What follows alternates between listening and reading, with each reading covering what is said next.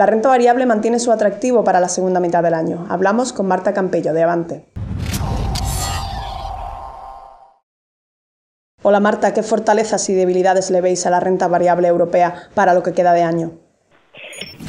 Bueno, la verdad es que yo creo que es la pregunta del millón, ¿no? Es un activo donde prácticamente todo el mercado había puesto este año muchísimas esperanzas y quizás es la que contaba con las perspectivas más favorables. Nosotros pensamos que hay muchísimo atractivo en renta variable europea y probablemente sus dos fortalezas principales son algo que tiene que ver con los fundamentos de los activos, ¿no? Por un lado tenemos una cuestión de valoración.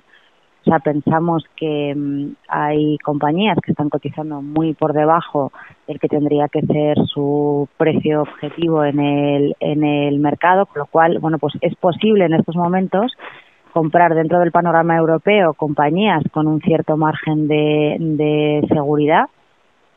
Y por otro lado, y yo creo que lo estamos empezando a ver ahora con los resultados empresariales que hemos empezado a conocer ya referentes al segundo trimestre, es que parece que el mercado se empieza a fijar un poquito en lo que es importante o lo que mueve la cotización de las empresas, que al final es la evolución de los beneficios de las compañías. O sea, pensamos que es importantísimo y que será fundamental en el desarrollo o en el comportamiento de la renta variable europea cómo vayan saliendo los resultados empresariales. Lo poco que estamos conociendo hasta ahora, porque es muy incipiente la temporada de publicación en Europa todavía, estamos viendo que está habiendo en general mayoría de sorpresas positivas. El mercado sí que es verdad que veníamos de una situación a que los beneficios empresariales habían caído muchísimo. Los analistas tienden a pasarse de optimistas o a pasarse de pesimistas. Pensamos que en este caso probablemente el consenso del mercado estaba un pelín más pesimista con Europa y es posible que de producirse sorpresas se produzcan en el terreno positivo. Con lo cual, por resumir, dos de las fortalezas. Uno sería el precio que cotizan ciertas compañías, que pensamos que es atractivo y que hay muchas posibilidades de que esto rompa hacia arriba. Y por otro lado, el apoyo de los resultados empresariales, que al final es lo que debería mover las cotizaciones. ¿Cuáles son las debilidades? Pues yo creo que la debilidad fundamental es toda la incertidumbre que tenemos en Europa en muchos frentes. Pues en el frente político ya hemos visto el impacto que ha tenido el Brexit, tenemos muchas citas electorales, tenemos pues la votación del referéndum constitucional en Italia, tenemos la formación de gobierno en España, tenemos cómo se irá desarrollando todo el tema del Brexit, el impacto que podría tener pues un resultado desfavorable, Trump, por ejemplo, en Estados Unidos, que eso lo veremos en noviembre, repetición de las elecciones en Austria. O sea, el panorama político en Europa no se ha resuelto.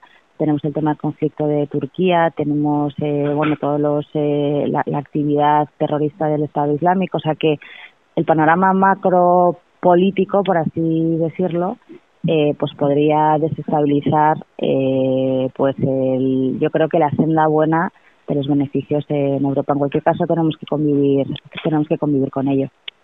En Estados Unidos, ¿qué escenario de tipos de interés contempláis y en qué momento pensáis que la campaña electoral tendrá mayor incidencia en el mercado? La verdad es que yo creo que es uno de los grandes interrogantes que tiene ahora el mercado, ¿no? Yo creo que es la falta de claridad en cuáles van a ser las decisiones de la Reserva Federal. Si nos fijamos en lo que nos decía la Reserva Federal a principios de año, era que su intención era subir los tipos 4 veces, en total 100 puntos básicos, en 4 trocitos de 25 puntos básicos cada uno. Llevamos ya medio año, unas cuantas reuniones de la Reserva Federal y la verdad es que no han movido ficha todavía, ¿no? Se descartó la reunión de abril, se descartó la reunión de junio. Parece ser que julio, por dónde está situado en el año, con una cierta distancia todavía a las elecciones, podría ser la cita. Sin embargo, la Fed ha ido metiendo en su discurso cada vez más cuestiones como el crecimiento global, el impacto que pudiera tener el Brexit, con lo cual pensamos que vamos a tener que estar muy atentos de nuevo a la semántica de Janet Yellen, cómo nos comunica los mensajes, pero la Fed yo creo que lo que tiene ahora es un riesgo de que no quieren equivocarse, o sea, prefieren equivocarse no haciendo nada que tener que subir los tipos de interés de una manera un pelín precipitada y que esto pudiera dañar al crecimiento de Estados Unidos, ¿no? Con lo cual, si nos fijamos un poco en el consenso del mercado, El mercado no espera que la FED haga nada, ni ahora ni en septiembre, que sería con muy poquito margen antes de las elecciones, y ni siquiera en diciembre. El mercado no espera ya subida de tipos en el año 2016. Gran parte del mercado tampoco la espera ya en el 17, pero ya hemos visto que muchas veces la FED también sorprende, y sorprende cuando el mercado no se lo espera. No hizo nada en septiembre del año pasado, que era cuando el mercado lo esperaba. Sin embargo, diciembre no esperaba prácticamente nadie que tocara los tipos, decidieron subirlos, con lo cual yo creo que una vez más habrá que estar atentos. Ya hemos visto que ni las encuestas ni las apuestas han sido instrumentos válidos para intentar predecir lo que luego iban a decidir los votantes, ¿no? Yo creo que detrás de la votación del presidente de los Estados Unidos, pues evidentemente puede haber cuestiones de índole político, puede haber cuestiones de índole económico. Es un país donde claramente hay implantado un bipartidismo. No se había dado nunca la circunstancia de más de 2 mandatos consecutivos de un solo partido. Ya habríamos cumplido los 8 años de presidencia demócrata, pero es súper complicado intentar saber lo que van a hacer los votantes. O sea, el mercado no da probabilidad cero, ni muchísimo menos, a que salga Donald Trump. Los republicanos han decidido que sea su candidato, con mucha división interna, pero al final han apoyado a que el candidato republicano sea Donald Trump. Él está centrando toda su campaña en atacar a Hillary Clinton.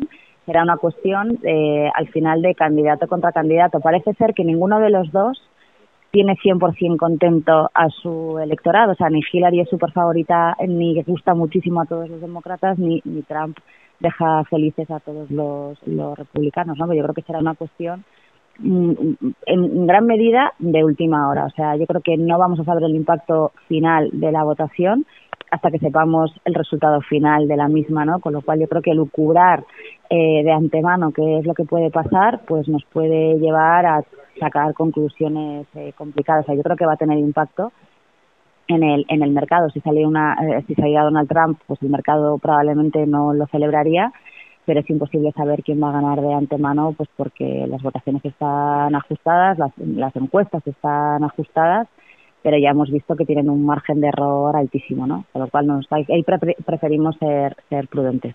Pasamos a las divisas. ¿Qué evolución esperáis para el euro, el dólar y la libra? Nosotros vemos o esperamos una cierta estabilización en la libra, ¿no? Lo primero porque si miramos un poco cuál ha sido el impacto de un evento tan importante como la votación a favor del Brexit, y lo comparamos un poco con los movimientos que suelen tener las divisas, incluso cómo históricamente ha estado la libra, pues en los últimos 5 o 7 años, tampoco ha sido un movimiento tremendo. O sea, es decir, ha tenido un impacto en un solo día, pues tuvo un movimiento de prácticamente un 10%, que es un movimiento muy significativo para una gran divisa, pero tampoco ha sido una cosa tremenda. Hemos visto que en los últimos días, en las últimas sesiones del mercado, y sobre todo después de la reunión del Banco de Inglaterra y del mensaje tranquilizador, o al menos bastante sosegado, de su gobernador, de Kearney, la libra ha vuelto un poco a la senda de la tranquilidad, y está incluso en los niveles que la vimos en los peores momentos del año, allá por el mes de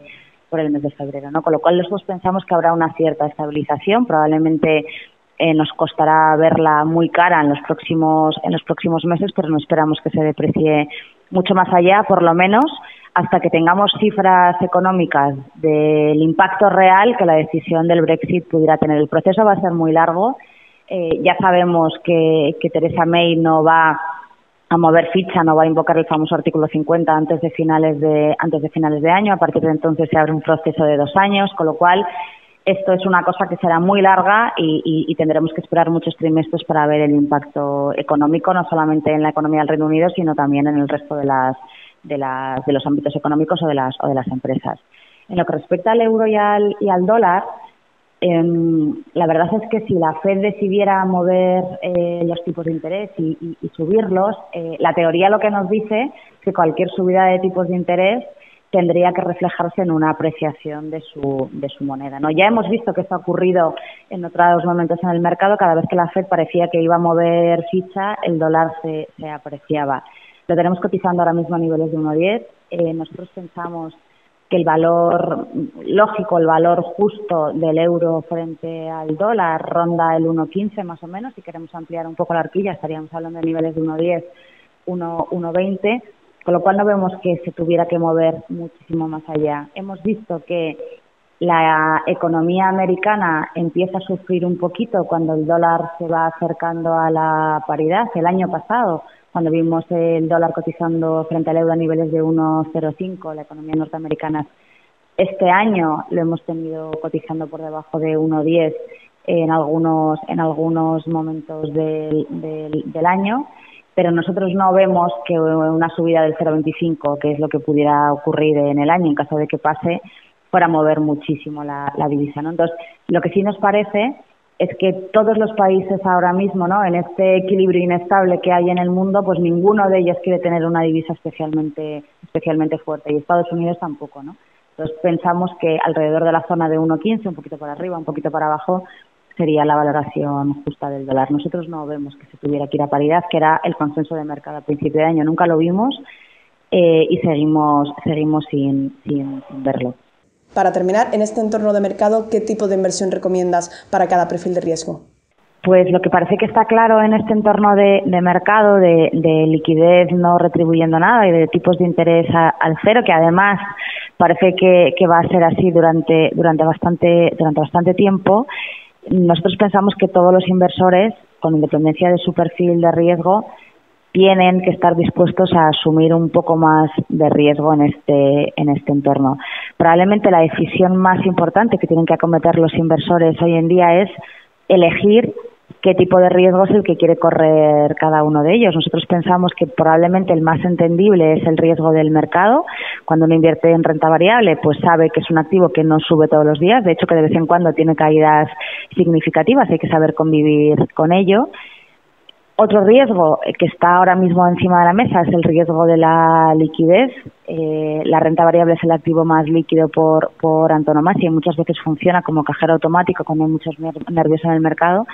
Pero nosotros tenemos también siempre muy en cuenta cuál es la liquidez que hay detrás de ciertos activos, pues de los bonos corporativos, del high yield y de opciones que probablemente tienen una rentabilidad adecuada, pero que tienen en momentos de estrés del mercado, pues no son activos que se puedan vender con cierta facilidad, ¿no? Con lo cual yo creo que estamos en un escenario en el que es necesario que para obtener una cierta rentabilidad haya que asumir un cierto riesgo. Dicho esto, nosotros pensamos que los inversores con un perfil de riesgo más agresivo probablemente sean los que mejor lo tienen en este entorno de mercado, porque es posible, sobre todo después del año 2016, en el que hemos visto caídas muy significativas del mercado y sobre todo en algunos sectores, es posible encontrar buenas compañías cotizando con descuentos muy amplios, o al menos con valoraciones que hacía muchísimos años que no veíamos. Es muy difícil acertar con el momento de entrada o entrar en el día en que las valoraciones o en que los precios son los más bajos posibles, pero nosotros pensamos que haciendo un buen análisis, poniéndose en manos de verdaderos especialistas del mercado, es posible hoy comprar compañías, comprar buenas empresas que van a ser muy rentables o que nos van a hacer ganar mucho dinero en los próximos años. ¿Qué hay que tener? Pues hay que tener mucha paciencia, hay que tener plazo y hay que ser coherente con el perfil de inversión. Los inversores conservadores probablemente no puedan asumir el riesgo de la renta variable porque psicológicamente no lo pueden soportar. Entonces lo que pensamos es que hay que ir a soluciones donde la volatilidad esté muchísimo más controlada, donde se intente disminuir mucho el riesgo de mercado y probablemente merezca la pena sustituir parte de ese riesgo de mercado por parte de riesgo gestor. Y aquí nosotros lo que estamos proponiendo son alternativas pues dentro de la renta fija que sean opciones muy flexibles, donde los gestores sean muy especialistas y tengan discrecionalidad para ir eligiendo las opciones de inversión que les parezcan más adecuadas en cada momento. Creemos que una parte de la cartera invertida a través de fondos de retorno absoluto de muy baja volatilidad puede ser una opción muy interesante en un momento de bajísima inflación y tipos de interés al cero. Incluso tener un pelín, una parte muy pequeña de tu cartera invertida a través de una adecuada cartera de acciones muy diversificada también puede ser una buena opción. En cualquier caso, nosotros lo que siempre proponemos es evitar el riesgo de tener una gran concentración en un solo activo, en un solo valor. Nos gustan las carteras diversificadas, nos gustan las carteras que tengan ciertas anclas o ciertos paracaídas en momentos en los que el mercado se ponga nervioso. Creemos en la gestión activa y creemos que es más que nunca momento de ponernos en manos de gestores profesionales y de especialistas, ¿no? Entonces, bueno, pues yo creo que la asunción de un cierto riesgo yo creo que va a pagar en este entorno.